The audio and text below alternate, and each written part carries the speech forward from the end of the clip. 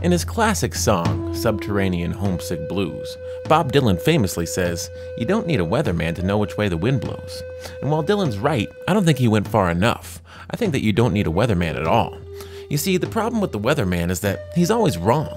You see him on TV grinning, shuffling around, pointing at his green screen, acting like he's the king of Earth.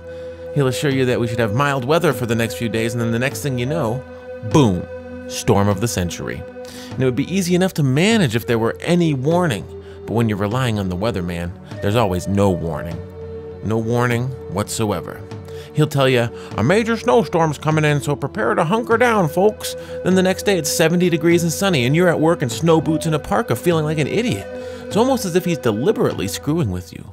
If structural engineers were wrong as often as the weatherman, all of the buildings and bridges in the world would collapse. If we depended on the weatherman the way we depended on real scientists, our doom would be certain. The weatherman likes to play at science and simultaneously hedges bets by couching his wildly inaccurate predictions in the form of percentages.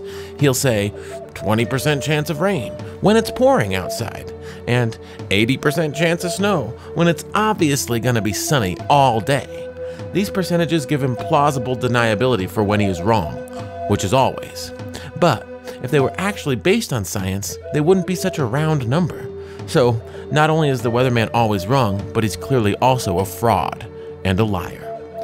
But even though I said earlier that you don't need a weatherman at all, he does serve one purpose. You see, human beings have an innate need to complain.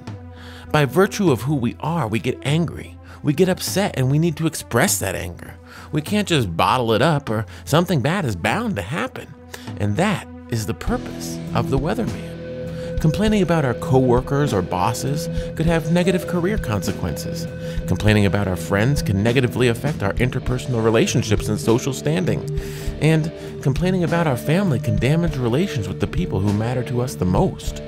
So, instead of complaining about someone that matters, it's much better to complain about someone who doesn't matter at all. Someone whose value to you and whose value to society is negligible, even on a good day. Someone in an obsolete occupation whose job can easily be done by a widget on the home screen of my phone. The weatherman. This has been my Sunday Soapbox. Thanks for watching.